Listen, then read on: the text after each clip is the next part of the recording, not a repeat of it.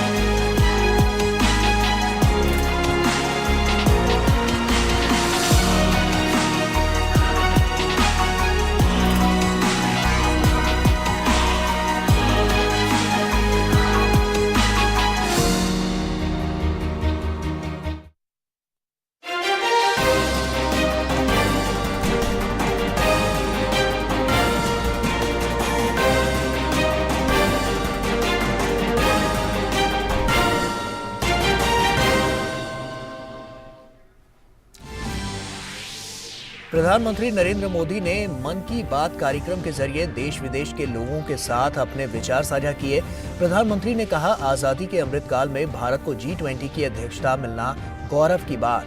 कहा, one earth one family one future की theme वसुधैव कुटुंबकम की हमारी प्रतिबद्धता को करती है जाहिर।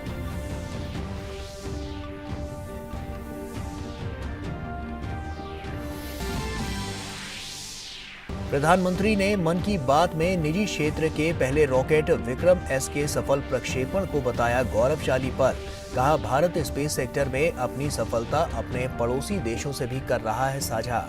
प्रधानमंत्री ने कहा कि ड्रोन के क्षेत्र में भी भारत तेजी से बढ़ रहा है आगे।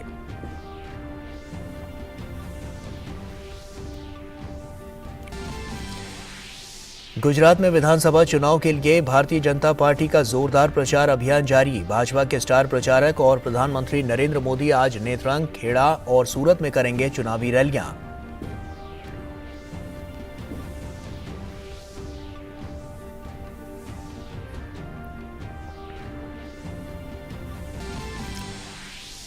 गुजरात के चुनावी रण में कांग्रेस और आम आदमी पार्टी ने भी प्रचार में झोंकी पूरी ताकत। दोनों दलों के वरिष्ठ नेता मतदाताओं को लुभाने के लिए लगा रहे हैं एड़ी चोटी का जोर।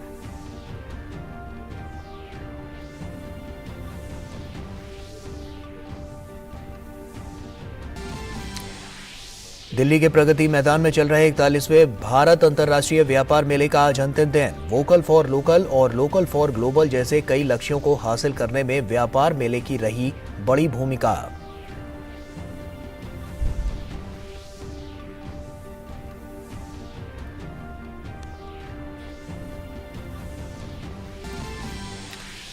अंतर्राष्ट्रीय खबरों में नेपाल में नेपाली कांग्रेस के नेतृत्व में 5 दलों का गठबंधन नई सरकार बनाने के लिए तैयार। नेपाल के प्रधानमंत्री शेर बहादुर देउवा के नेतृत्व में नेपाल कांग्रेस गठबंधन को स्पष्ट बढ़त।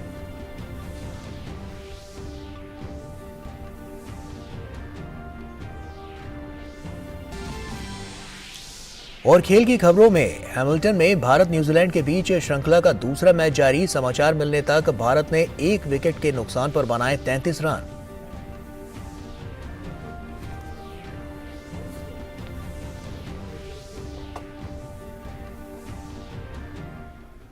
नमस्कार, आप देख रहे हैं डीडी न्यूज। आपके साथ मैं हूं गौरव श्रीवास्तव। तो चलिए बुलेटिन की शुरुआत करते हैं। प्रधानमंत्री नरेंद्र मोदी ने आज मन की बात कार्यक्रम में देश में विज्ञान क्षेत्र में हो रही प्रगति की जमकर सराहना की। प्रधानमंत्री मोदी ने निजी क्षेत्र के पहले रॉकेट विक्रम एस को एक ऐतिहासिक घटना बताते हुए देश का गौरवशाली पल बताया।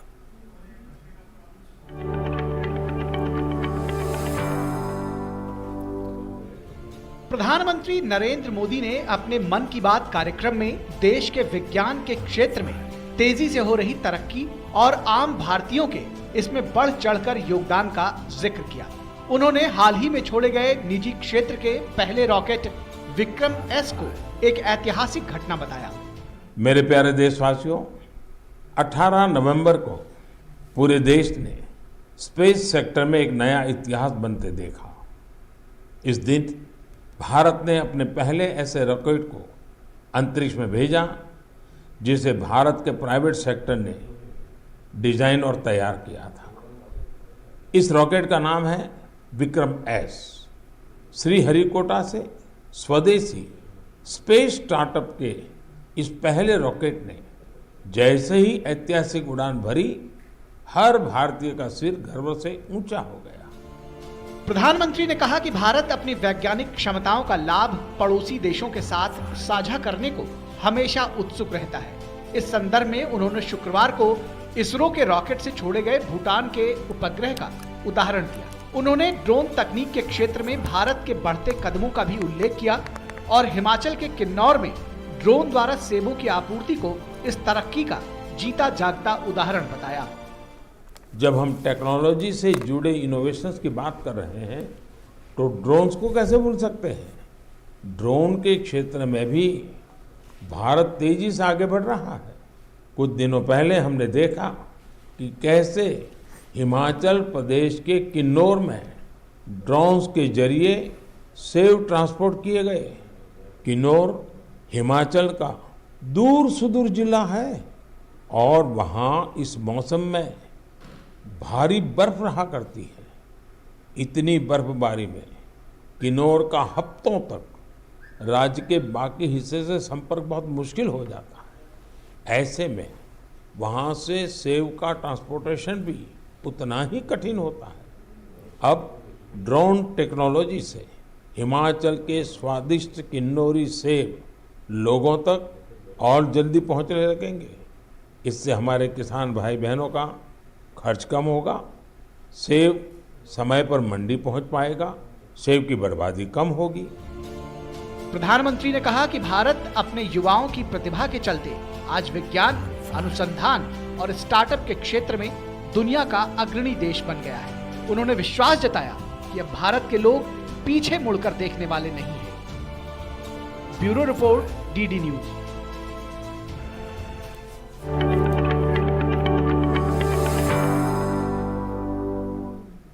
और वहीं गुजरात में विधानसभा चुनाव को लेकर सभी राजनीतिक दलों ने अपनी ताकत झोंक दी है।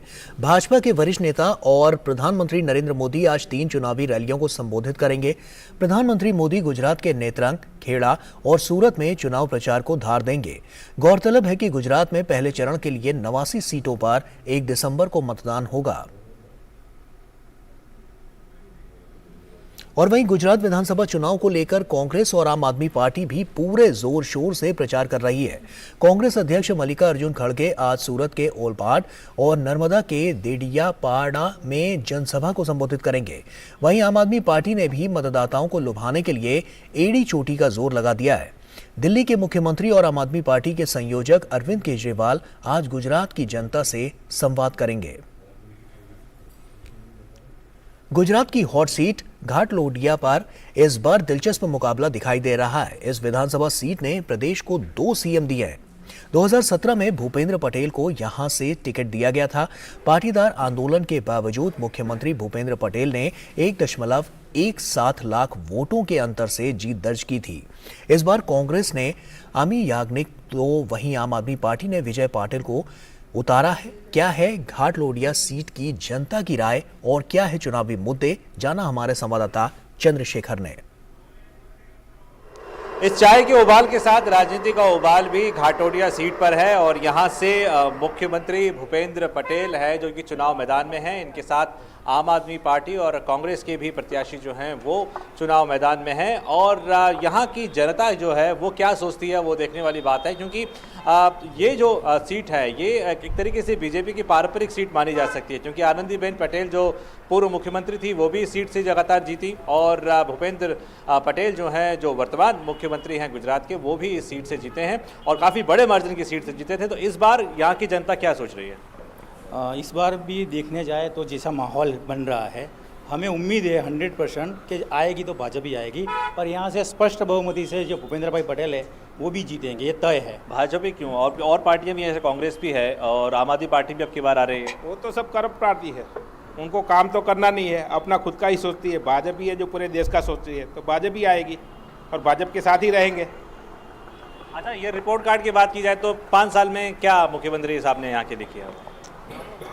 मोदी जी जब से इधर 2014 से दिल्ली गए तो गुजरात का पूरा एडमिनिस्ट्रेशन ही उसने उस फॉर्मेट में बना दिया है कि इधर कोई भी आदमी कैसे भी चलाओ, पूरा गवर्नमेंट मशीनरी अपने आप काम करता है, सब सिस्टम ऑनलाइन है, जो भी करना है आपको गवर्नमेंट ऑफिस में जाना ही नहीं है, लोगों को कहीं पे लाइन में नहीं रुकना है, कहीं पे कोई दिक्कत नहीं, सब पूरा मोदी जी 2014 में गए तब से पूरा एडमिनिस्ट्रेशन का लेवल ही वही बना दिया है। आपको क्या लगता है वाकई में कोई मुद्दा यहाँ पे है या फिर ये आम आदमी पार्टी और कांग्रेस जिस प्रकार से लगातार आरोप लगा रही है बीजेपी पे वो सही साबित हो रहे हैं? उनके आरोप जो है वो गलत है। अभी तक जो काम करते हैं वो भाजपा शासन में ही काम हुआ है, बराबर।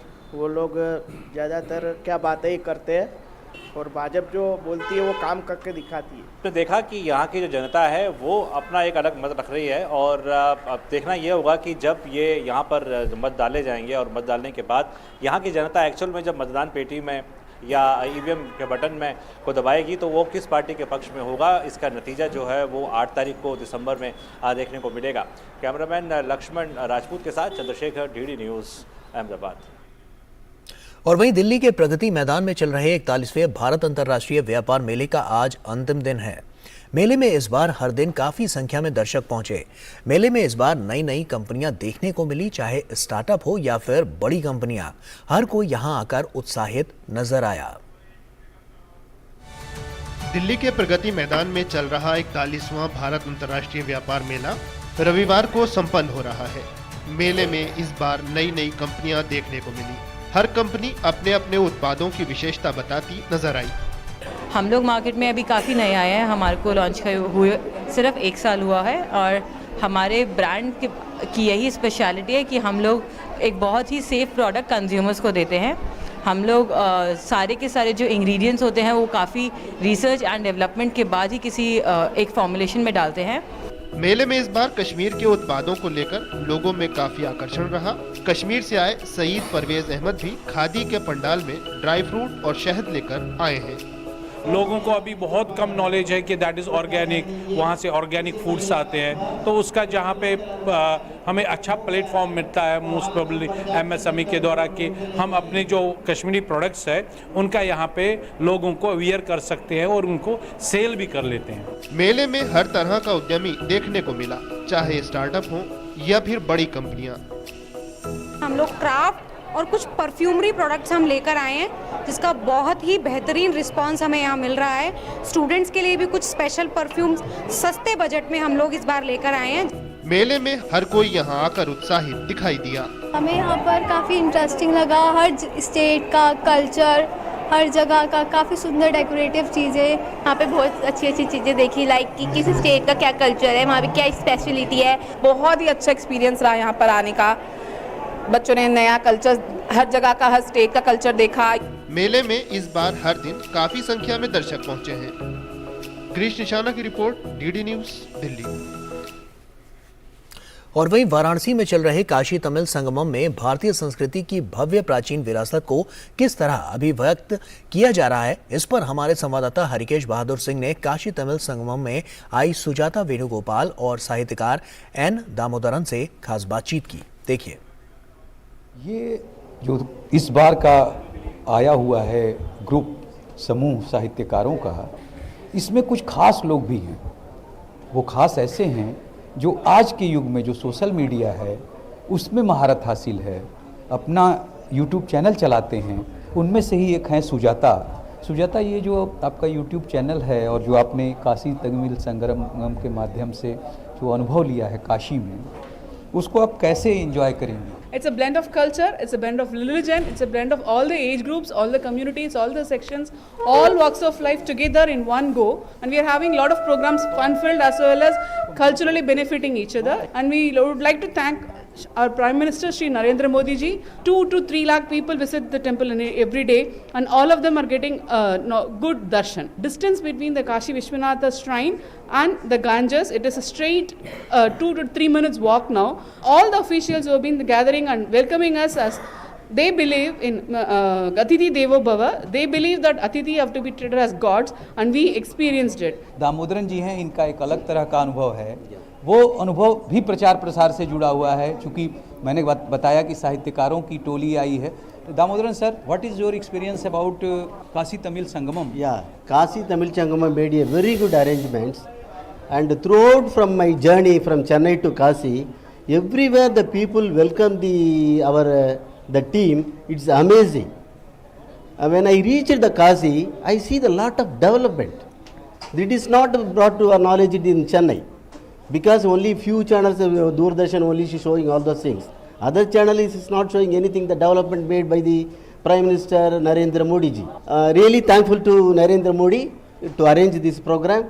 Thank you. ये दामोदरन जी हैं, इनका कहना है कि किस तरह से काशी तमिल संगमम का जो प्रचार प्रसार है वो उधर के जो भी प्रचार प्रसार के माध्यम हैं वो नहीं कर पा रहे हैं या नहीं दिखा रहे हैं, केवल दूरदर्शन पर ही इसका प्रचार प्रसार देखने को मिल रहा है। तो एक बड़ी बात है दूरदर्शन के लिए, डीडी न्यूज़ के लिए। कैमरा पर्सन मनोज कुमार साहनी के साथ doctor Harikesh Bahadur Singh Gautam, DD news, Varanasi. और वहीं देश का आदिवासी समाज कितनी कठिनाइयों से अपना जीवन गुजर बसर करता है, इसकी बानगी देखनी हो तो किसी भी आदिवासी बाहुल्य गांव की दुर्दशा में ये देखा जा सकता है।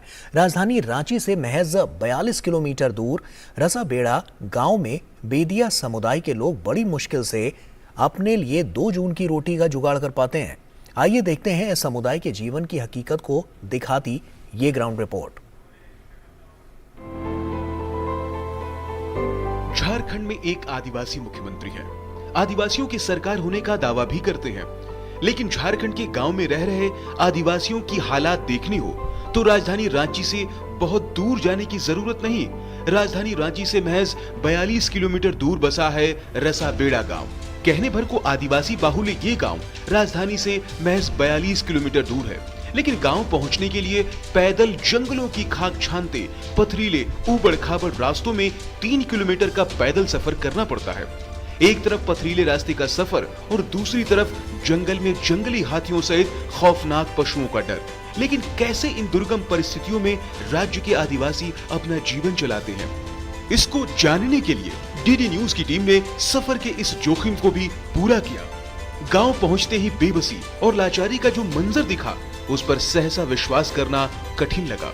लकड़ी का बोझ अपने सिर पर लिए ये महिला अपने अपने गांव रसाबेड़ा से पथरीले और जंगली रास्ते से होकर साप्ताहिक हाट बाजार में ये लकड़ी बेचने के लिए जा रही है, ताकि शाम को अपने परिवार के लिए 2 जून की रोटी का जुगाड़ कर सके। गांव में घूम रहे बच्चों की हालात देखकर तो कलेजा मुंह को आता है। गया के एक दशरथ मांझी ने पहाड़ का सीना चीरकर गांव के लिए संपर्क पथ बनाया था, लेकिन यहाँ के हालात देखकर एहसास होता है कि यहाँ रहने वाला हर व्यक्ति दशरथ मांझी से कम भी नहीं है। ग्रामीणों ने पत्थर तोड़ तोड़कर आने जाने के लिए पथरीला रास्ता तो बना लिया है, लेकिन किसी भी इमरजेंसी में एम्बुलेंस या कोई और सहायता गांव तक पहुंच ही नहीं सकती। गांव वालों को लगभग 3 किलोमीटर जंगल और पथरीले रास्ते से होकर नीचे आना होगा, तब कहीं जाकर कोई सुविधा मिलेगी। जीवन यापन के नाम पर इन ग्रामीणों के पास इन्हीं पत्थरों का सहारा है। पत्थर तोड़कर और जंगल से लकड़ियां बीनकर 2 जून की रोटी का ये जुगाड़ कर पाते हैं। किसी और तरह की सरकारी सुविधा हो इनके पास, इसकी कल्पना ही बेमानी है। पत्थर भी तोड़ते हैं, फिर लकड़ी भी फाड़ के बेचते हैं कमाने के लिए। खेती बाड़ी में तो रात को तो हाथी खा जाता है या दिन को तो बंदर खाता है, तो हम लोग कुछ नहीं कर सकते। लाइट तो देखिए जिस समय आता है उस समय तो दिन भर में 4 घंटा नहीं रहता है, थोड़ा सा श्रमदान से जो अब खेत के उस पार से जो आ रहे थे वो हम लोग श्रमदान के माध्यम से वो रास्ता बनवाए। नहीं तो पहले बहुत बड़ा बड़ा पत्थर था और अभी तो खैर ऑटो अगर ज़बरदस्ती अगर चढ़ाए तो कोई किसी को हॉस्पिटल में एडमिट करना हो तो ऑटो अगर ज़बरदस्ती ले आ जाता है, पहले वो स्थिति नहीं था। जीविका के लिए इन लोग के पास एक लकड़ी काट के बेचना और दूसरा है पत्थर तोड़ के बेचना, बस यही इस गांव का दो है।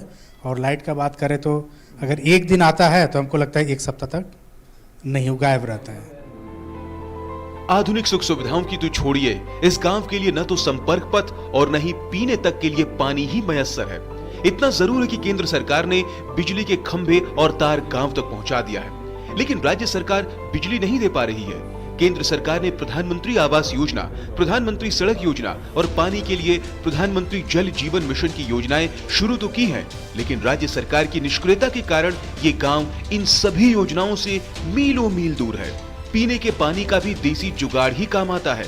ग्रामीणों ने पहाड़ से गिरने वाले पानी को एकत्र करके वाटर हार्वेस्टिंग का उपयोग करके पानी एकत्र किया है। यहाँ पानी इनके दिनचर्या की सभी जरूरतें पूरी करता है। खेती किसानी पर भी जंगली जानवरों का प्रकोप है।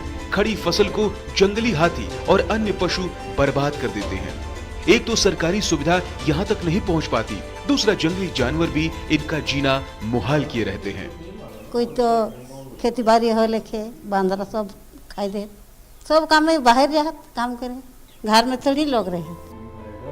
सरकारी फाइलों में भले ही यहाँ का मौसम गुलाबी हो, लेकिन आजादी के अमृत काल में भी ये आदिवासी अपने हाल पर जीने को मजबूर है। आदिवासियों के हक हकूक की बात करने वाली झारखंड सरकार को भी इन बेदिया समुदाय की याद सिर्फ चुनाव में ही आती है। उसके बाद इनकी जिंदगी से जुड़े ये सारे सवाल इस देश के लोकतंत्र पर हंसते हैं। इन आदिवासियों की मौन आंखें पूछती हैं कि कब सूरज का सूरज इनके अंधेरे को रोशन करेगा। कौन कहता है कि आसमां में सुराख नहीं हो सकता? एक पत्थर तो तबीयत उछालो यारो। रास्ता बेड़ा गांव के लोगों ने पत्थर तोड़ के रास्ता बना दिया तो लोगों के सहयोग से पानी की व्यवस्था भी करा ली। लेकिन सवाल यही है कि केंद्र सरकार जो योजनाएं राज्य में भेजती है वो निचले स्तर तक लागू क्यों नहीं होती। कैमरामैन भीम सिंह के साथ रजनीश त्रिपाठी, डीडी न्यूज, झारखंड। और आइए सीधे अहमदाबाद का रुख करते हैं। बीजेपी प्रेस कॉन्फ्रेंस कर रही है, केंद्रीय मंत्री अनुराग ठाकुर यहां पर संबोधित कर रहे हैं। सीधा रुख करते हैं अहमदाबाद का। हमारा गुजरात, और ये तब हुआ जब पिछले 2 दशक से ज्यादा समय गुजरात की जनता ने भारतीय जनता पार्टी को अपना सहयोग, समर्थन और वोट दिया। और कोई भी क्षेत्र हो, जब कोई कृषि के क्षेत्र में डबल डिजिट ग्रोथ नहीं देखता था, तब मोदी जी के नेतृत्व में गुजरात ने देखी। जब कोई बड़े बांध बनाने का सपना नहीं देखता था, तो तब नर्मदा बांध हो या फिर दुनिया की सबसे बड़ी प्रतिमा स्टैच्यू ऑफ यूनिटी, वो भी गुजरात में है। पहली बुलेट ट्रेन की बात करें तो वो भी गुजरात में, और नंबर 1 एक्सपोर्ट की बात करें तो गुजरात में। नंबर 1 की बात जहां पे भी आए तो गुजरात आगे चलता है। तो गुजरात एक ऐसा मॉडल जो देश के सामने सुशासन, विकास और गरीब कल्याण, यही भाजपा की पहचान। और इस बार भी भारतीय जनता पार्टी ने, माननीय राष्ट्रीय अध्यक्ष ने संकल्प पत्र जारी करते हुए जो कहा, बेटियों के लिए केजी से पीजी तक की शिक्षा मुफ्त में होगी, मेधावी छात्राओं के लिए स्कूटी मुफ्त में मिलेगी, तो हमारी बुजुर्ग महिलाओं के लिए 60 साल से ज्यादा वाली के लिए बस में मुफ्त सेवा मिलेगी। और भाई और बहनों, रसोई गैस का सिलेंडर, शौचालय, पक्का मकान, ये तो नरेंद्र मोदी जी की सरकार ने गुजरात ही नहीं बल्कि पूरे देश भर में देने का काम किया है। जो कांग्रेस 60 साल में नहीं कर पाई, मोदी सरकार ने 8 साल में करने का काम किया है।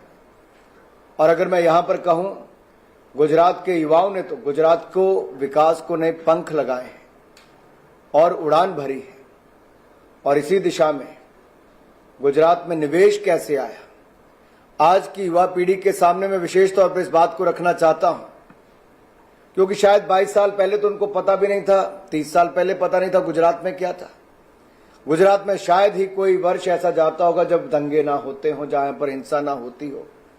लेकिन भारतीय जनता पार्टी के शासनकाल में सुरक्षित गुजरात, विकसित गुजरात, सशक्त गुजरात, संपन्न गुजरात, समृद्ध गुजरात, ये भारत को भी सशक्त बनाने के लिए सशक्त गुजरात और विकसित गुजरात बहुत आवश्यक है। और ये जो लगातार प्रयास हुए हैं उस दिशा में अब गुजरात को $1 ट्रिलियन इकोनॉमी बनाने का जो संकल्प लिया है, ये अपने आप दिखाता है कि भारत की $5 ट्रिलियन इकोनॉमी में गुजरात का भी $1 ट्रिलियन इकोनॉमी का बहुत बड़ा सहयोग होगा, क्योंकि गुजरात का विकास सीधे तौर पर भारत के विकास के साथ जुड़ा है। और मित्रों, प्रधानमंत्री मोदी जी ने जहां एक और G20 प्रेसिडेंसी भारत को लाने का, देखिए इतना बड़ा गौरव मिला है, वो आजादी के 75वें वर्ष में मिला है। ये अपने आप में बहुत बड़ी एक अचीवमेंट भारत की है। और अगले 1 वर्ष में जो हमें देखने को मिलेगा, दुनिया भर के विकसित देश यहां पर आएंगे, उनके प्रतिनिधि भी आएंगे, और जैसे वन वर्ल्ड, वन फैमिली और वन फ्यूचर की हम बात करते हैं, ये अपने आप में ही दिखाता है वसुधैव कुटुंबकम के बात जब करते हैं तो विश्व को साथ में ले जाने की बात करते हैं। और गुजराती चाहे गुजरात में हो या विश्व भर में, अपना योगदान हर तरफ दिया है। और खेल एक ऐसा क्षेत्र है जहां पर गुजरात आज से कुछ वर्ष पहले शायद कहीं नहीं था, लेकिन मोदी जी ने खेल महाकुंभ से शुरुआत की, उसके बाद भूपेंद्र भाई ने उसको आगे बढ़ाया। इस साल गुजरात ने देखा कि जो पिछले कई वर्षों से नेशनल गेम्स नहीं हो पाई, मात्र 3 महीने के समय में 36वीं नेशनल गेम रिकॉर्ड समय में और रिकॉर्ड गेम्स करवाने का काम किया तो गुजरात ने किया। गुजरात की क्षमता है। नारायणपुरा में 600 करोड़ रुपए की लागत से जो स्टेडियम बन रहा है, मल्टी स्पोर्ट्स कॉम्प्लेक्स, वो अपने आप में भविष्य में बड़ी खेलों का आयोजन करेगा। दुनिया का सबसे बड़ा क्रिकेट स्टेडियम गुजरात के अहमदाबाद में बना है।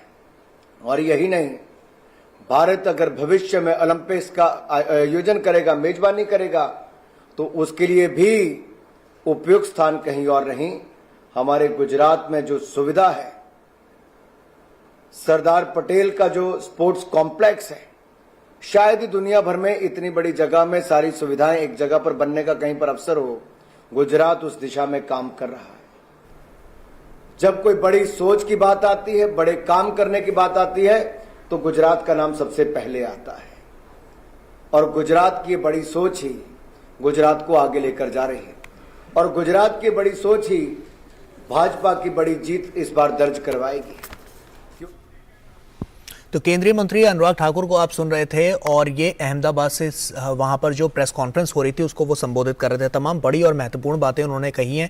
उन्होंने गुजरात के मॉडल को, किस तरह से जो विश्व पटल पर गुजरात का मॉडल रखा गया है, उसको लेकर उन्होंने बातें कही हैं। उन्होंने कहा है कि सरकार की जो उपलब्धियां हैं वो लगातार यहाँ पर गिनाई गई है, और नंबर 1 पर गुजरात हर क्षेत्र में आगे निकलता हुआ नजर आ रहा है। चाहे बात जब इकोनॉमिकल ग्रोथ की होती है उसकी हो, इंफ्रास्ट्रक्चर के डेवलपमेंट की हो, कनेक्टिविटी की हो, या जो विकास की बयार और विकास के ढांचे को और ज्यादा विकसित करने की बात होती है उसकी हो। तो इस पर ये बातें हम आपको दिखा रहे थे। और अब एक बार फिर से आपको लिए चलते हैं। संबित पात्रा प्रेस कॉन्फ्रेंस कर रहे हैं, एक बार वहां का रुख करते हैं।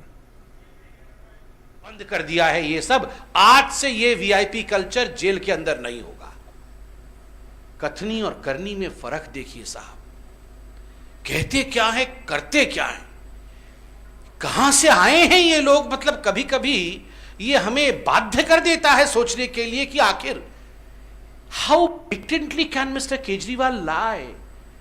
कितनी सहजता से वो झूठ बोल देते हैं, भाषण ऐसे करते हैं हाथ दिखा दिखा कर कि ये वीआईपी कल्चर खत्म होना चाहिए, और कोर्ट में जाकर कहते हैं डॉक्टर की एडवाइस पे फिजियोथेरापिस्ट मसाज दे रहा था। दरअसल ना डॉक्टर की एडवाइस थी और ना वो फिजियोथेरापिस्ट था। डॉक्टर की एडवाइस पे मेवा डॉक्टर ने एडवाइस किया नहीं, ये कोर्ट ने कल कहा यस्टरडे। और हाउस कीपिंग चल रही है सत्येंद्र जैन की। आज भारतीय जनता पार्टी वीडियो तो हम कुछ दिखाने वाले हैं, मगर उससे पहले एक सवाल पूछने वाले हैं। क्या कारण है कि Arvind Kejriwal ji is over protective of Satyendra Jain. इतने में तो निकाल ही देना चाहिए था। जब वीडियो स्टिंग इत्यादि आ जाती है तो कोई गति रहती नहीं है। ये राशन कार्ड के मंत्री को निकालना पड़ा था ना, संदीप कुमार को निकालना पड़ा था, क्योंकि फोटो और स्टिंग आ गई थी। इतना कुछ आने के बाद केजरीवाल जी निकाल नहीं रहे हैं, क्या कारण है? और मैं आज इस मंच पर से स्पष्ट रूप से बता दीजिए, मैं आपको बताना चाहूंगा कि आप ये मत सोचिए कि ये जो वीडियो इत्यादि आ रही हैं और हमें जो इंफॉर्मेशन 10 लोग वहां सेवा कर रहे थे सत्येंद्र जैन का, ये कोई जेल वेल वाले हमें नहीं बता रहे हैं, ये उन्हीं के सोर्स हैं, उन्हीं के लोग हैं, केजरीवाल के खास नजदीकी लोग। ऐसा नहीं है कि केवल सारा घपला वही करेंगे, सारे सोर्सेज उनके पास हैं, खबर देने वाले उनके यहां भी हैं जो चाहते हैं कि सच्चाई की जो जानते हैं केजरीवाल असलियत उनकी क्या है, तो उन्हीं के अपने लोग पूरी इंफॉर्मेशन देते हैं और उन्हीं का इंफॉर्मेशन है, उनके एक बहुत बड़े व्यक्ति ने इंफॉर्मेशन दिया है, जल्दी ही खुलासा करेंगे और क्या दिया है। उन्होंने कहा है ऐसी राज हुई है सत्येंद्र जैन जी के पास कि अगर सत्येंद्र जैन जी को मेवा ना खिलाया जाए तो अरविंद केजरीवाल जी की मुश्किल बढ़ जाएगी। Mr. Kejriwal will be in high trouble if whatever he is doing to protect Mr. Satyendra Jain is not done. And this comes from horse's mouth. ये अंदर की खबर है। हम भी ये सब रिलीज करेंगे, ये तो शुरुआत है। आप देखते जाइए किस प्रकार से आगे जो इंफॉर्मेशन हमारे पास है वो किस प्रकार से छन छन के आपके पास पहुंचेगा। A series of press conference for the same would be conducted. अब मैं कहूंगा कि आप केजरीवाल जी के उस मुखौटे को दिखाइए जहां वो भाषण कर रहे हैं कि जेल में क्या होना चाहिए। और तो संबित पात्रा को आप सुन रहे थे। अरविंद केजरीवाल पर तमाम बड़े आरोप इन्होंने यहां पर लगाए हैं और आम आदमी पार्टी पर एक बार फिर से करारा हमला बोला है। जो तमाम बड़ी और महत्वपूर्ण बातें इस प्रेस कॉन्फ्रेंस से जुड़ी हुई हैं वो आगे भी हम आपके साथ साझा करते रहेंगे। बहरहाल इस बुलेटिन में फिलहाल इतना ही। हमारी पूरी टीम को दीजिए इजाजत। आप बने रहिए डीडी न्यूज के साथ। नमस्कार।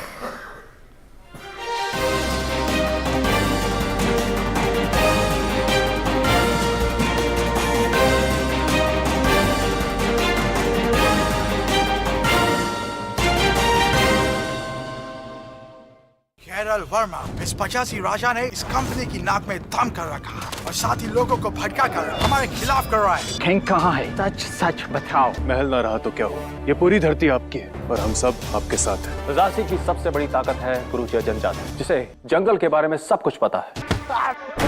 जीत अभी भी आपकी मुट्ठी में। उठिए महाराज और रच दीजिए इतिहास।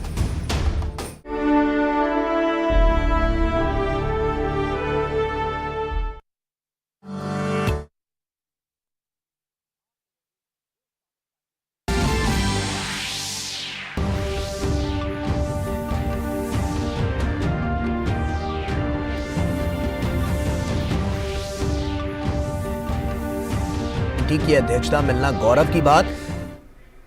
जायजी पार्टनर्स है हमारे।